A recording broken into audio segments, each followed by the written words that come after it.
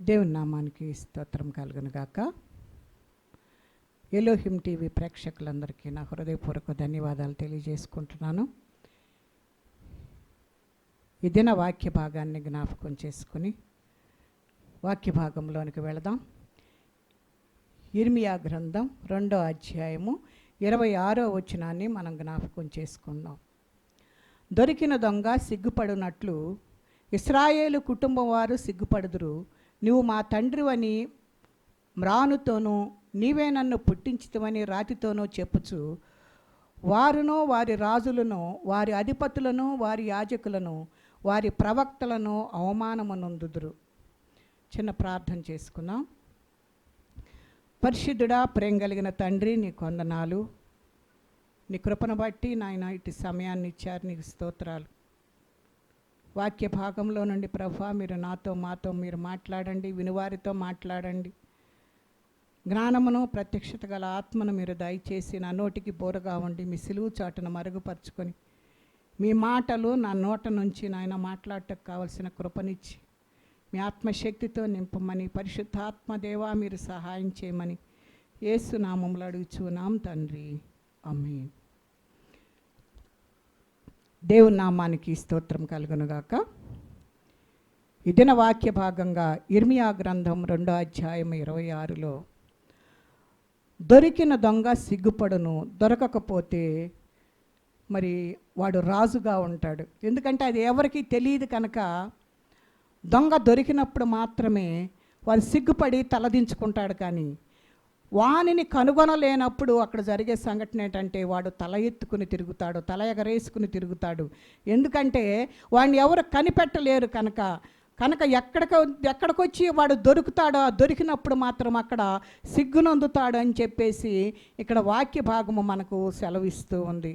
కనుక ఎవరు ఎక్కడ సిగ్గుపడాలి అనే దాన్ని మనం జ్ఞాపకం చేసుకుంటే ధర్మశాస్త్రంలో మనకు న్యాయం ఏంటి అని అంటే మొట్టమొదటిగా దేవునిని ప్రేమించుట, మనిషిని ప్రేమించుట. ఇది దేవుని విధి. కనుక రోమా 8లో అంటున్నాడు, దేవుడు మనకు ఎలాగ శత్రువు అంటే దేవుని మహిమను దొంగిలించే మనిషికి మరి దేవుడు శత్రువు అయిపోతాడు. కనుక దేవుని యొక్క మహిమను అనేకుల ఎదుట మనము మరి ప్రదర్శించేవారిగా ఉండాలి. మన మనుషులమైన మనం ఏం చేయాలంటే మనము మన క్షేమాన్ని కాపాడుకునేవారిగా ఉండాలి, మరి చెడును నిర్మూలన చేసేవారిగా ఉండాలి, పాపాన్ని ద్వేషించేవారిగా ఉండాలి. అది ఎలాగన ఎప్పుడు జరుగుతుంది అని అంటే దేవుడు నిన్ను ప్రేమిస్తున్నాడు, నువ్వు కూడా ఇతరులను ప్రేమించు. అది ఎక్కడ జరుగుతుందంటే ఆ సిలువ కార్యము ద్వారానే ఆ విషయాలన్నీ మనకు జరుగుతాయి. సిలువ యొద్దకు వస్తేనే, సిలువ కార్యము ద్వారా మాత్రమే ఆ ప్రేమ అనేది మనలో పుట్టుకుని వస్తుంది. కనుక దేవుడు పాపానికి వ్యతిరేకంగా ఉన్నాడు. నీలో ఉన్న పాపం తీసివేయటానికి ఆయన సిలువ మ్రాను మీద వేలాడాడు. కనుక ఆ పాపంను నీలో నుండి తీసివేయాలంటే నువ్వు మనస్సు మార్చుకొని దేవుని యొద్దకు రావాలి అని చెప్తూ ఉన్నాడు. మరి ఆయన రహస్యంగా పాపులను రక్షించటానికి రాలేదు, కానీ ఆయన ఎలా వస్తున్నాడంటే బహిరంగంగా నిన్ను మరి రక్షించటానికి వస్తున్నాడు. నీకు చెప్తూ ఉన్నాడు, నువ్వు మారు మనసు పొందు, రక్షణ పొందు, పాపములో నుండి నువ్వు విడుదల పొందు అని చెప్పేసి సువార్త ద్వారా నిన్ను దేవుడు హెచ్చరిస్తూ ఉన్నాడు. కనుక ఒక దొంగకో లేకపోతే పాపులకో మనం సువార్త చెప్పాలి, కానీ నీతిమంతులకు సువార్త చెప్పవలసిన అవసరం మనకు లేదు. ఎందుకనంటే వాడు నీతిమంతుడిగా తీర్చబడ్డాడు, వాడికి ఈ విషయాలన్నీ చెప్పాల్సిన అవసరం లేదు. అందుకనే ప్రభు అయిన యేసుక్రీస్తు వారు ఏమన్నారు అని అంటే, నేను పాపుల కొరకే వచ్చాను కానీ నేను నీతిమంతుల కొరకు రాలేదు అని అంటున్నాడు. కనుక ఏ వ్యక్తి అయినా మరి వాక్యము ద్వారా పట్టబడితేనే ఆ వ్యక్తి దొర అనేది మనకు తెలుస్తుంది. ఒక వ్యక్తి దేవుని వాక్యం దగ్గరకు రావాలని ఆ సువార్త వినటానికి ఆ వ్యక్తి ఇష్టపడినట్లయితే ఆ సువార్త ద్వారా ఆ సువార్తలో ఉన్న వెలుగు, ఆ ప్రకాశమైన ఆ వెలుగులోనికి గనక నువ్వు వచ్చినట్లయితే ఆ వెలుగులో నువ్వు వెలిగించబడతావు. నీలో ఉన్న ఏ పరిస్థితి ఉండినా దాని నుంచి మరి విడుదల పొందటానికి దేవుడు సహాయం చేయటానికి ఇష్టపడతాడు. ఇష్టపడుతూ ఉన్నాడు గనక మరి వెలుగును చూడకుండా చీకటిలోనే మనము జీవిస్తున్నంత కాలము కూడాను ఆ చీకటిలో పడి కొట్టుకుపోతూనే ఉంటాం. అదే మంచి మార్గం అని అనుకుంటాం. కానీ దేవుని యొక్క వాక్యపు వెలుగులోనికి నువ్వు రానంత కాలము నువ్వు చీకటిలోనే ఉంటావు. దేవుని యొక్క వెలుగులోనికి రావటానికి నువ్వు ఇష్టపడినట్లయితే దేవుడు నిన్ను వెలిగించటానికి ఆయన ఇష్టపడుతూ ఉన్నాడు. సౌలును రక్షించబడక ముందు మరి ఆ చీకటిలో నివసిస్తున్నంతసేపు కూడాను తను చేసేది మంచిది అని చెప్పేసి మరి ఆయన నమ్ముతూ అనేకమైన దుర్మార్గమైన కార్యములు చేస్తూ హింసకుడుగా దోషకుడుగా ఉన్నట్లు చూస్తూ ఉన్నాం. ఎప్పుడైతే ఆ ప్రకాశమైన వెలుగు మరి ఆయన చూశాడో అప్పుడు ఆయన కనులలో నుండి ఆ పొరలనేవి రాలిపోయినట్లుగా మనము చూస్తూ ఉన్నాం. కనుక ఆ పాపులలో ప్రధానమైనటువంటి వాణ్ణి మరి ఆయన రావటానికి ఇష్టపడినప్పుడు ఆ ప్రకాశమైన ఆ వెలుగులో మరి తన పాపములన్నీ కూడాను తుడిచిపెట్టుకున్నాడు. తను అంటున్నాడు కదా, నేను పాపులలో ప్రధానుడను అంటున్నాడు. కనుక మనము కూడా దేవుని సన్నిధిలయ్యా నేను పాపిని అనే మాట నువ్వు ఒప్పుకోవాలి. అప్పుడే నీ పాపము తుడిచిపెట్టడానికి ఇష్టము మరి ఉన్నట్టుగా లెక్క. దేవుడు ఆ రీతిగా వచ్చిన వారిని క్షమించటానికి ఆయన ఇష్టపడుతున్నాడు. కనుక మనము అంతకుముందు లోకములా పడి కొట్టుకుని పోతున్నా మనము దేవుని యొద్దకు వచ్చినప్పుడు ఆ వాక్యము మనల్ని హెచ్చరిస్తుంది. ఆ వాక్యపు వెలుగులో ఏం చేయాలి అంటే మన పాపము అనేది ఆ సిగ్గు అనేది ఆ వెలుగులో మనము విడిచిపెట్టేసినట్లయితే దేవుడు నిన్ను నన్ను రక్షించటానికి ఆయన ఇష్టపడుతూ ఉన్నాడు. కనుక మనము పాపాలు చేయకుండా ఉండాలి అనేది మన ఊహల్లో తలంపుల్లో లేకుండా ఉండాలి అంటే మనము వాక్యపు వెలుగులో మనము జీవించాలని చెప్పేసి దేవుడు మనతోటి మాట్లాడుతున్నాడు. మరి ఏ వ్యక్తి అయితే ఆ విషయాన్ని గ్రహిస్తాడో మరి ఆ వ్యక్తి పైకి వస్తాడని చెప్పేసి దేవుని వాక్యం హెచ్చరిస్తుంది. మనము దేవుని దగ్గరకు వచ్చినప్పుడు మనము ఆశీర్వాదకరముగా ఉండునట్లుగా దేవుడు చేయటానికి ఇష్టపడుతూ ఉన్నాడు.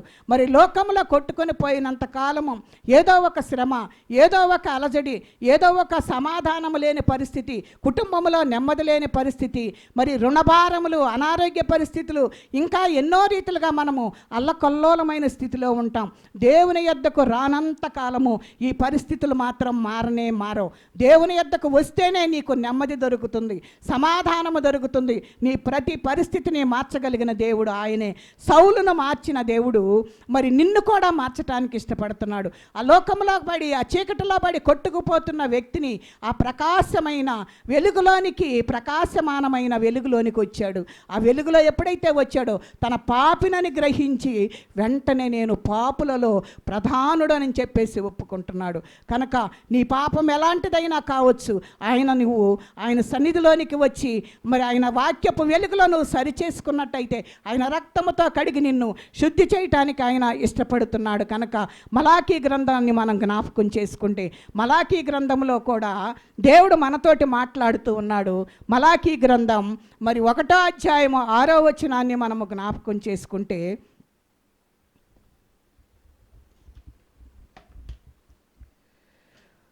6వ వచనంలో కుమారుడు తన తండ్రిని ఘనపరచును కదా, దాసుడు తన యజమానిని ఘనపరచును కదా. నా నామమున నిర్లక్ష్యపెట్టు యాజకులారా, నేను తండ్రినైతే నాకు రావాల్సిన ఘనత ఏమాయను? నేను యజమానుడనైతే నాకు భయపడి వాడెక్కడ ఉన్నాడు అని సైన్యములకు అధిపత్యకు యెహోవా మిమ్మల్ని అడుగగా, ఏమి చేసి నీ నామమును నిర్లక్ష్యం చేసితమని మీరందరూ. కనుక ఇక్కడ ఈ బైబిల్ గ్రంథంలో, మలాకీ గ్రంథంలో ఇక్కడ జ్ఞాపకం చేసుకున్నట్లుగా ఏమంటున్నాడంటే, దేవుణ్ణి మనము తండ్రి అని పిలుస్తున్నాము కదా, ఆయనకిచ్చే ఘనత అంటే తండ్రిని కుమారుడు ఘనపరుస్తున్నాడంట. ఆ ఘనత అనేది నువ్వు తండ్రికి బిడ్డగా ఉంటే నీ తండ్రిని నువ్వు ఘనపరుస్తావు. నువ్వు ఆయనకు బిడ్డగా లేనప్పుడు ఆ తండ్రిని నువ్వు ఘనపరచలేవు. కనుక అక్కడ అంటున్నాడు, నేను యజమానినైతే నా దాసుడు నన్ను గురించి భయపడుతూ ఉన్నాడు అని చెప్పేసి మాట్లాడుతూ ఉన్నాడు. కనుక తండ్రి అని పిలుస్తున్నాము, కానీ మనము ఆయనను ఘనపరుచుచున్నామా లేదా అని మనం ఈ వాక్య భాగం ద్వారా మనలను మనము సరిచేసుకోవాలని దేవుడు వాక్యాన్ని మనం హెచ్చరిస్తూ ఉన్నాడు. కనుక దేవుని యందు మనము లక్ష్యం ఉంచుచున్నామా లేదా, ఇవన్నీ మనము ధ్యానించే కొలది మనకు దొరుకుతాయి.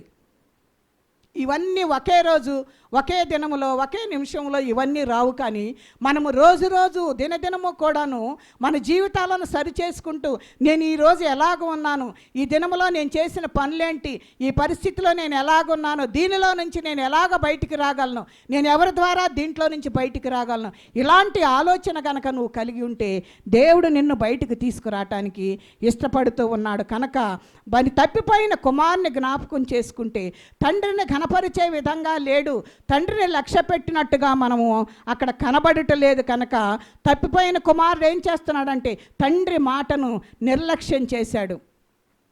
ఒకవేళ ఆ తండ్రి కనుక ఇవ్వకపోతే నాకంటే మరి నీ యొక్క ధనమే ఎక్కువైపోయింది అనుకునేవాడు. దేవుడు ఎందుకంటే స్వతంత్రాన్ని ఇచ్చాడు. ఆ స్వతంత్రాన్ని ఇచ్చేం చేస్తున్నాడంటే వీడు పాడు చేస్తాడని తండ్రికి తెలిసి కూడా ఏం చేశాడు అని అంటే తనకు రావాల్సిన భాగమని అంతటిని తనకి ఇచ్చినట్లుగా చూస్తూ ఉన్నాం. ఆ ఇచ్చినప్పుడు ఇంకా నాకేది కొదవలేదు అనుకున్నాడు, నాకు ఇంకెవరి అవసరత లేదు అని అనుకున్నాడు. కానీ తండ్రిని లక్ష్య పెట్టకుండా మరి ఎక్కడికో వెళ్ళిపోయాడు, దూరదేశం. దేవునికి దూరమై ఎంతో దూరం వెళ్ళిపోయినట్లుగా చూస్తూ ఉన్నాం. తండ్రి ఇంటిని విడిచిపెట్టి వెళ్ళిపోయాడు, తండ్రి యొద్దనున్న దాన్ని తీసుకుని వెళ్ళిపోయాడు. తండ్రి యొద్ద ఎంత ఉంది అని అంటే నువ్వెంత తీసుకుని వెళ్ళినా తరగని ఆస్తులు ఆయన దగ్గర ఉన్నాయి. నువ్వెంత తీసుకుని వెళ్ళినా సరే ఆయన నీ మీద కోప్పడే దేవుడు కాదు. అంతా మరి తీసుకుని వెళ్ళిపోయి నాశనం చేయటానికి వెళ్ళిపోయాడు. తండ్రి ఇంటిని విడిచిపెట్టినట్లుగా మనం చూస్తూ ఉన్నాం. మనం కూడా మన జీవితాల్లో మన తండ్రి ఇంటిని విడిచిపెట్టామంటే, తండ్రి ఇల్లు ఏది అంటే మందిరమే, మరి దేవుని సంఘమే. దానిని విడిచిపెట్టి గనక మనము బయటికి వెళ్ళిపోయామంటే ఎన్నో ఇబ్బందులు పడాల్సి వస్తుంది, ఎన్నో అగసాట్లు పడాల్సి వస్తుంది, ఎన్నో బాధలతోటి తినటానికి తిండి లేకుండా కరువుతో మరి చిన్న కుమారుడు ఉన్నట్లుగా మనము చూస్తూ ఉన్నాం. అలాంటి కరువు సమయంలో ఏం చేశాడంటే పందుల మేపు మరి ఆ పొట్టు తినటానికి, పందులను మేపటానికి వెళ్ళి ఆ పందులు తినే పొట్టుతోనైనా తన కడుపు నింపుకోవాలని ఆయన ఎదురు చూచినట్లుగా చూస్తూ ఉన్నాం. మొట్టమొదటిగా తండ్రి ఇంట్లో ఉన్నప్పుడు సమృద్ధికరంగా ఉన్నాడు, తండ్రి ఇంట్లో ఎంతో మరి గారాభంగా పెరిగాడు, తండ్రి ఇంట్లో ఏ ఇబ్బంది లేకుండా ఉన్నాడు, సమృద్ధి కలిగి ఉన్నాడు. కానీ తండ్రి యొద్ద నుండి కొంత భాగమును తీసుకుని వెళ్ళినట్లుగా చూస్తున్నాం. అలా వెళ్ళిన వ్యక్తి దూర ప్రాంతములకు వెళ్ళాడు, తండ్రికి కనిపించకుండా. తండ్రి యొద్ద ఉంటే మరి ఆయన చేసే ఆలోచనలకు వ్యతిరేకంగా ఉంటాయని చెప్పేసి, తండ్రి ఒప్పుకోడు అని చెప్పేసి తండ్రి ఇంటిని వదిలి వెళ్ళినట్లుగా చూస్తూ ఉన్నాం. కనుక పందులు తినే పట్టును తినేటప్పుడు అక్కడికి వెళ్ళినప్పుడు తండ్రిని ఘనపరిచినట్లుగా మనము చూస్తూ ఉన్నాం. మరి అక్కడ దేవుని సన్నిధిలో మనము జ్ఞాపకం చేసుకోవాలి, తండ్రి ఇంటిని జ్ఞాపకం చేసుకోవాలి. తండ్రి ఇంటిలోనే మనకు సమృద్ధి దొరుకుతుంది. తండ్రి ఇంటిలో నుండి మనం బయటకు వెళ్తే మన పరిస్థితులన్నీ కూడా తారుమారు అయిపోతాయి అని చెప్పేసి దేవుని వాక్యం మనకు హెచ్చరిస్తుంది. మరి తండ్రికి పందులు తినే పట్టు తింటే తండ్రికి ఎంతో అవమానకరముగా ఉంటుంది, తండ్రికి అది ఘనత రాదు. ఎందుకంటే తండ్రి ఘనతకెక్కిన దేవుడు కనుక ఆయన మరి ఈ హీనమైన పనుల దగ్గర, ఈ హీనమైన పందుల దగ్గర తన కుమారుడుంటే ఆయనకు ఎలాంటి ఘనత రాదు.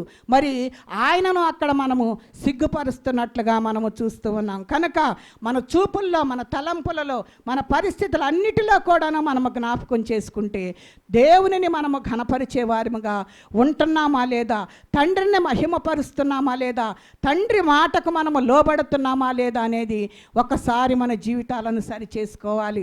మనము తండ్రి ఇంటిని వదిలిపెట్టి మన ఇష్టానుసారముగా జీవిస్తే మన జీవితాల్లో నెమ్మది దొరకదు.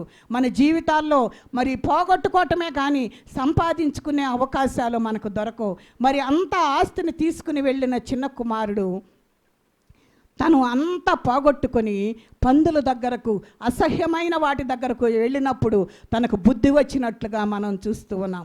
అలాంటి పరిస్థితుల్లోనికి మనం వెళ్ళకూడదని మరి తండ్రి అయిన దేవుడు నీ కొరకు ఎదురు చూస్తూ ఉన్నాడు. నువ్వు ఇలాంటి పరిస్థితుల్లోనికి నువ్వు వెళ్ళొద్దు, నువ్వు నా మార్గంలోనికి రా, నేను నిన్ను నా కుమారునిగా స్వీకరించి నీకు ఏ లోటు లేకుండా చేయటానికి నేనున్నానని మనకు భరోసా ఇస్తున్నట్లుగా ఉన్నాడు. కనుక మరి మనము తండ్రిని ఘనపరుస్తున్నామా లేదా, తండ్రి మాటకు లోబడుచున్నామా లేదా, ఆస్తి అంతా పోగొడతామని తెలిసినా కూడాను ఆ చిన్న కుమారునికి ఇచ్చినట్లుగా చూస్తూ ఉన్నాం.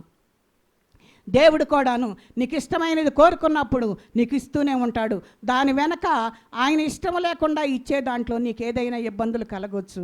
అలాంటి ఇబ్బందులు కలిగినప్పుడు అది దేవునికి అయిష్టకరమైనది, దానిని నేను కోరుకోకూడదనే విషయాన్ని మనము గ్రహించేవారుగా ఉండాలి. ఆ గ్రహింపు ఎక్కడ వస్తుంది అని అంటే దేవుని యొక్క వాక్యపు వెలుగులో తప్ప ఆ గ్రహింపు మనకు రానే రాదు.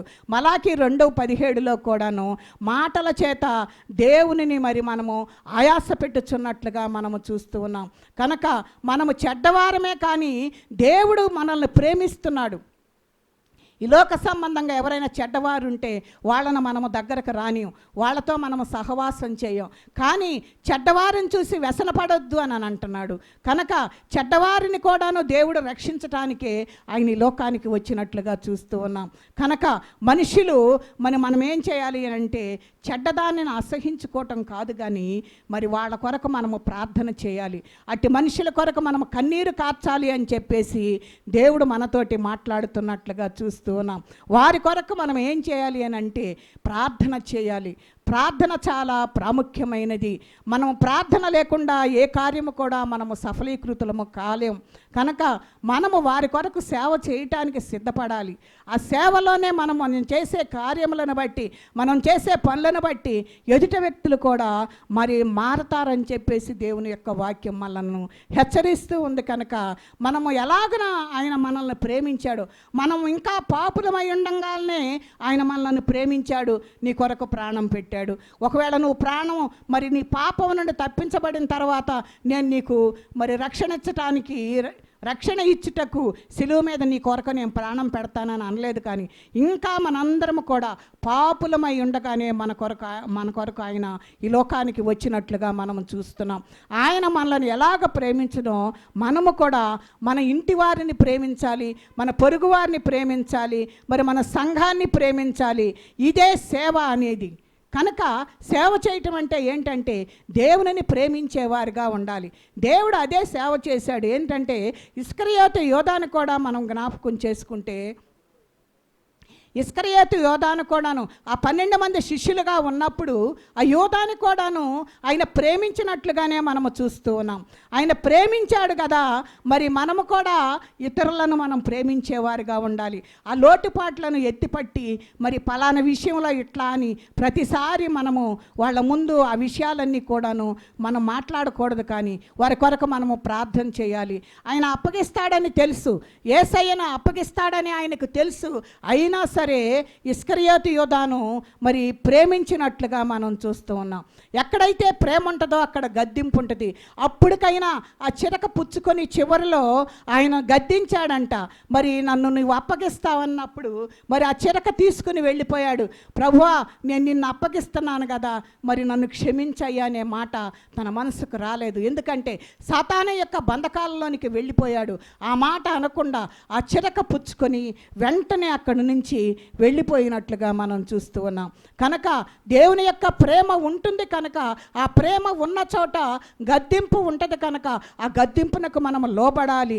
కనుక దేవుని యొక్క గద్దింపునకు యోధ లోపడలేదు. కనుక మరి మరణమైపోయినట్లుగా మనం చూస్తూ ఉన్నాం. మిగిలిన వారందరూ కూడాను సేవ చేయటానికి వెళ్ళారు.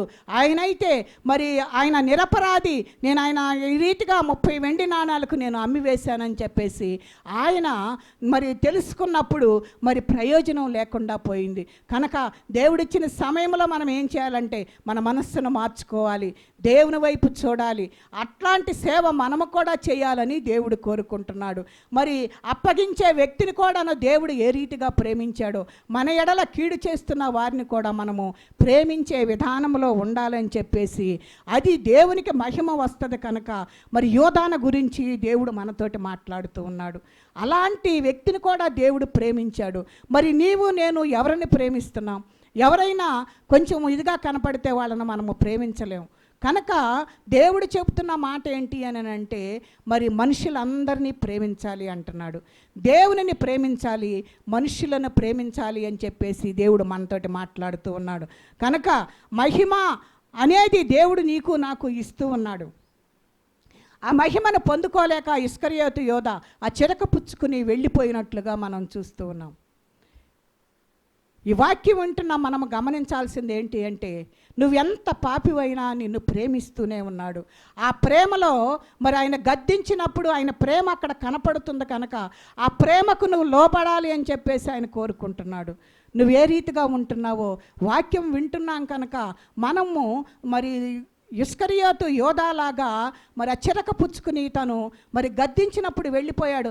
నిజంగానే ప్రభువా నేను నిన్ను అప్పగిస్తున్నాను, నువ్వు నిరపరాధివి కదా, నేను నిన్ను అప్పగిస్తున్నానని తను మరి మనస్సు మార్చుకొని దేవుని పాదాల దగ్గరకు ఆయన రాలేదు. వాక్యపు వెలుగులోనికి ఆయన రాలేదు. మరి తను ఏం చేశాడు అంటే సాతాను యొక్క బంధకాలలోనికి వెళ్ళిపోయి దేవునిని అప్పగించుటకు మరి ఆ చిరక పుచ్చుకొని వెళ్ళినట్లుగా చూస్తూ ఉన్నాం. కనుక మన జీవితంలో మరి మనం ఎలాగ ఉన్నామనేది ఒకసారి మనము జ్ఞాపకం చేసుకోవాలి. ఒకవేళ దేవుడు నిన్ను గద్దించితే ఆ గద్దింపుకు నువ్వు లోపడాలి. కానీ మరి దేవుడు నన్ను ఈ రీతిగా గద్దించాడు అని చెప్పేసి నువ్వు దేవునికి దూరం అయిపోయావు అని అంటే చిన్న కుమారుడు వలె మరి ఎన్నో శ్రమలు అనుభవించవలసి వస్తుంది, నెమ్మదిలేని పరిస్థితి వస్తుంది, నువ్వు సమస్తాన్ని పోగొట్టుకోవాల్సి వస్తుంది. కనుక దేవుడు మనతోటి ఏం మాట్లాడుతున్నాడంటే, ఒక పాపిని రక్షించటానికే నేను వచ్చాను కానీ శిక్షించటానికి నేను రాలేదు అని చెప్తూ ఉన్నాడు. శిక్షించకుండా ఉండాలి అని అంటే, ఆ శిక్ష నుండి నువ్వు తప్పించబడాలి అంటే నువ్వేం చేయాలంటే నీ మనస్సు మార్చుకొని దేవుని యొక్క వాక్యపు వెలుగులోనికి రావాలి అని చెప్పేసి దేవుడు కోరుకుంటున్నాడు. నేను పాపిని అని నువ్వు ఎప్పుడైతే ఒప్పుకుంటావో ఆయన క్షమించి ఆయన రాజ్యానికి నిన్ను వారసుడిగా వారసురాలుగా చేయాలని చెప్పేసి దేవుడు చూస్తున్నాడు. మొదటగా దేవుడు ఒక పాపిని ఏం చేశాడు అని అంటే ప్రాణం పెట్టాడు. అదే ప్రేమ. ప్రాణం పెట్టాడు అంటే అది ప్రేమ అని మనం జ్ఞాపకం చేసుకోవాలి. ఎంత నిన్ను ప్రేమించకపోతే ఆయన నీ కొరకు ప్రాణం పెడతాడు. మన భర్తలు కానీ మన భార్యలు కానీ మన బిడ్డలు కానీ ఎవరైనా మన కొరకు ప్రాణం పెట్టేవారు ఉన్నారా ఈ లోకంలో? ఎవరు లేరు. కానీ ఆయన నీ కొరకు ప్రాణం పెట్టినట్లుగా మనం చూస్తూ ఉన్నాం. ఆ ప్రేమే ఆ శిలువ కార్యములో వెల్లడి అయిందని చెప్పేసి దేవుని యొక్క వాక్యము హెచ్చరిస్తూ ఉంది. ఈ ప్రేమ భూమి మీద కాదు కానీ పరలోకము నుండి వచ్చింది. ఈ భూమి మీద ఉండే ప్రేమలు మరి కొద్దిసేపట్లో చల్లారిపోతాయి. ఎందుకంటే కొంతమంది కొంచెం సేపు ప్రేమిస్తారు, కొంచెం సేపు వదిలివేస్తారు. కానీ దేవుని ప్రేమ అలాగున ఆయన పట్టుకున్నాడు అంటే ఎప్పుడు కూడా విడిచిపెట్టడు. మరి చిన్న కుమారుణ్ణి జ్ఞాపకం చేసుకుంటే ఆ ప్రేమ ఆయనను వదిలిపెట్టలేదు. తండ్రి ప్రేమ వదిలిపెట్టలేదు. ఆయన వెంట పడుతూనే ఉంది. ఎప్పుడొస్తాడా అని ఎదురు చూస్తూనే ఉన్నాడు. అలాగే ఇస్కరియోతు యోధా కూడా తిరిగి వస్తాడేమోనని మరి దేవుడు ఎంతగానో ఎదురు చూశాడు. కానీ తను సాతాను బంధకాల్లోనికి వెళ్ళిపోయాడు కనుక ఆయనకు మరి ఆ మనస్సు అనేది, నేను మనస్సు మార్చుకొని నేను ఈ పరిస్థితిలో నుంచి విడుదల పొందాలి అని ఆలోచన అతనికి లేకుండా పోయింది కనుక ఆయన మరి మరణించటానికి అవకాశం దొరికింది. తనకి ఇక అవకాశమే లేకుండా పోయింది. చిన్న కుమారుడైతే తన మనస్సును మార్చుకొని ఏం చేశాడంటే మరి తండ్రి ఇంటికి చేరినట్లుగా చూస్తున్నాం. మనము తండ్రి ఇంటికి వస్తే సమస్తమును మనకు దేవుడు అనుగ్రహించుటకు మరి ఆయన ఇష్టపడుతూ ఉన్నాడు కనుక ఆయన ప్రేమతోటి మన కొరకు ప్రాణం పెట్టాడు. ఆయన ప్రేమతోనే మనలను జయించటానికి ఇష్టపడుతూ ఉన్నాడు. నువ్వెంత దూరంగా వెళ్ళినా సరే నువ్వు నా యొద్దకు వస్తే చాలు అని చెప్పేసి ఎదురు చూస్తూ ఉన్నాడు. చిన్న కుమారుని మనము జ్ఞాపకం చేసుకుంటే ఆయన ఎంతో రోతగా బట్టలు లేని స్థితిలో ఆ పందుల దగ్గర ఆ వాసన కొట్టుకుంటూ వస్తున్నా కూడాను ఆ వాసన ఆయన చూడలేదు. నా కుమారుడు నా దగ్గరకు వస్తున్నాడు అని ఆయన ఎంతగానో సంతోషించాడు. ఆయన రాకముందే తండ్రి కుమారుని యొద్దకు పరిగెత్తుకొని వెళ్ళి మరి తనను హత్తుకున్నాడు. తను ఏ స్థితిలో ఉన్నాడు అనేది అక్కడ చూడలేదు. కానీ నా యొద్దకు వస్తున్నాడు, తండ్రి ఇల్లు ఇదని గుర్తించాడు. తండ్రి యొద్దకు రావాలని ఆయన ఆశపడ్డాడని ఎప్పుడైతే ఆశపడ్డాడో ఆశపడిన ప్రాణమును తృప్తిపరిచే దేవుడు గనక మరి ఆ తండ్రి కూడాను ఆ చిన్న కుమారుని తన హృదయానికి తను కంటే ముందుగా తండ్రి ముందు పరిగెత్తుకుంటూ వెళ్ళి మరి ఆయన హత్తుకున్నట్లుగా మనం చూస్తూ ఉన్నాం. ఆ రీతిగా హత్తుకోవటమే కాదు కానీ అక్కడ ఏం చేస్తున్నాడో తెలుసా? స్నానం చేయించమంటున్నాడు, నూతనమైన వస్త్రాలు ఇస్తున్నాడు, ఉంగరాన్ని ఇస్తున్నాడు, చెప్పులు ఇస్తున్నాడు. ఇవన్నీ కూడాను వదిలిపెట్టి వెళ్ళాడు. కానీ మరలా దేవుని యొద్దకు వస్తే నీకింతకు ముందు కుమారుని స్థానంలో ఏవైతే ఉండయో అవన్నీ కూడా మరలా ఇవ్వటానికి ఆయన ఇష్టపడుతున్నాడు. ఎందుకు ఆయనకు మరలా ఇచ్చాడు అని అంటే చిన్న కుమారుడు తండ్రి అని పిలుస్తున్నాడు. మనం ఎప్పుడైతే తండ్రి అని పిలుస్తామో మనము ఆయనకు కుమారులముగా కుమార్తెలముగా ఉంటాము కనుక తండ్రి మనల్ని విడిచిపెట్టడు. కనుక తండ్రి అని పిలుపుతోటే ఆ హక్కుతోటి మరలా ఏం చేశాడంటే మరలా నూతన వస్త్రాలను పొందుకున్నాడు, ఉంగరము ధరింపచేశారు. కనుక తనకిచ్చిన అధికారం మరలా పోగొట్టుకున్న దాన్ని మరలా ఇచ్చినట్లుగా మనం చూస్తూ ఉన్నాం. కనుక మరలా నూతన పరచబడ్డాడు. అదే రక్షణ వస్త్రం, అంటే రక్షించబడినట్లుగా మనం చూస్తూ ఉన్నాం. మరి నూతనమైన చెప్పులు ధరింపజేశాడు. ఆ చెప్పులు ఏంటి అని అంటే మన ప్రవర్తనకు సాదృశ్యంగా ఉంది, మన నడవడికు సాదృశ్యంగా ఉంది. ఆ నూతనమైన అంతకుముందు ఉన్న వాటిని విడిచిపెట్టి వచ్చాడు, ఇప్పుడు నూతనమైన కృపలోనికి వచ్చాడు. కనుక మరి ఆ నూతనమైన నడవడికకు సాదృశ్యంగా కనబడుతూ ఉన్నాయి. ఏవైతే పోగొట్టుకున్నాడో ఆ పోగొట్టుకున్న వాటన్నిటినీ కూడాను మరలా మరి తండ్రి అనుగ్రహించినట్లుగా చూస్తూ ఉన్నాం. నువ్వు పాపివి గనక పాపినని ఒప్పుకుంటే నువ్వు దేవుని సన్నిధిలోనికి మరి వచ్చినట్లయితే దేవుడు ఖచ్చితంగా నిన్ను నన్ను ఆయన దగ్గరకు చేర్చుకుంటాడు. నువ్వేదైతే పోగొట్టుకున్నావో ఆ పోగొట్టుకున్న వాటన్నిటినీ దేవుడు ఇవ్వటానికి ఇష్టపడుతున్నాడు. కనుక నీవు నేను కూడాను మరి ఆ స్థితిలోనికి వెళ్ళిన వారం ఏం చేయాలంటే మరలా దేవుని సన్నిధిలోనికి మనం రావాలి, దేవుని పాదాల చెంతకు రావాలి, దేవుని యొక్క వాక్యపు వెలుగులోనికి మనం రావాలని దేవుడు కోరుకుంటున్నాడు. కనుక నీ జీవితము నా జీవితము మరి ఎలాంటి పరిస్థితుల్లో ఉందో, యోధా లాంటి పరిస్థితుల్లో ఉందా, మరి చిన్న కుమారుని పరిస్థితుల్లో ఉందా, మరి మనం సరిచేసుకుందాం. మరి చిన్న కుమారుని పరిస్థితిలో ఉంటే ఆ రక్షణను మరలా ఇచ్చి నీకు సమస్తాన్ని ఇవ్వడానికి ఇష్టపడుతూ ఉన్నాడు. నువ్వు ఒప్పుకోకుండా పోతే నువ్వు మరణానికి పాత్రుడు అవుతావు, నరకాగ్నికి వెళ్తావు. కనుక మరి దొంగలాగా నువ్వు కూడా మరి మారు మనస్సు ఏ స్థితిలో ఉంటే ఆ స్థితిలో దేవుణ్ణి ఒప్పుకున్నట్లయితే నీ పాపమును కడిగి శుద్ధి చేసి ఆయన రక్తముతో నిన్ను కడుగుతాడు. ఏ మచ్చ డాగు లేకుండా చేసి నీ పాపాన్ని కడిగి శుభ్రం చేసి ఆయన బిడ్డగా చేసుకొని ఆయన రాజ్యములో నిన్ను వారసుడిగా చేయటానికి ఆయన ఇష్టపడుతూ ఉన్నాడు, తన బిడ్డగా చేసుకోవటానికి ఇష్టపడుతున్నాడు. దేవునికి అసహ్యమైనది ఏదైతే నీలో ఉందో దానిని ఎప్పుడైతే నువ్వు విడిచిపెడతావో నిన్ను ఆయన బిడ్డగా చేసుకోవటానికి ఆయన ఇష్టపడుతున్నాడు. కనుక మనందరము కూడా మరి ఇలాంటి పరిస్థితులన్నింటినీ విడిచిపెట్టి దేవుని వాక్యపు వెలుగులోనికి వచ్చి ఆయన వాక్యపు వెలుగులో మనలను మనం సరిచేసుకొని మరి పౌలులాగా మనం మరి దేవుణ్ణి జ్ఞాపకం చేసుకుంటూ నేను ప్రధాన పాపినని దేవుని సన్నిధిలో ఒప్పుకొని మనమందరము కూడా రక్షించబడి పరలోక రాజ్యానికి వారసులం అవుదాం. అట్టి కృపా పరిశుద్ధాత్మ దేవుడు మనకు తోడయుండి నడిపించునుగాక. ఇట్టి మాటలు ప్రభువు మన వినికిడిలో దీవించి ఆశీర్వదించునుగాక. చిన్న ప్రార్థన చేసుకుందాం. పరిశుద్ధుడా, ప్రేమ కలిగిన తండ్రి, నీకు వందనాలు నాయన. పాపమును మేము ఎలాగున అసహించుకోవాలో, ఈ పాపం ద్వారా వచ్చే ఆ నరకమును ప్రభువా మేము ఎలాగ తప్పించుకోవాలో, ఈ పరిస్థితులన్నిటిలో నుంచి మాకు విడుదల కలుగు చేయుటకు మీరు మాట్లాడుచున్న ప్రతి మాట కొరకై నీకు స్తోత్రాలు. నీ కృపలో మేము నాయన వర్ధిల్లునట్లు నీ రాజ్య వారసులుగా నీ బిడ్డలుగా మమ్మల్ని చేసుకొని నీ నామానికే మహిమ ఘనత ప్రభావములు పొందుకోమని యేసు పరిశుద్ధ నామం అడిగి వేడుకుంటున్నాం తండ్రి. ఆమేన్. అందరికీ వందనాలు.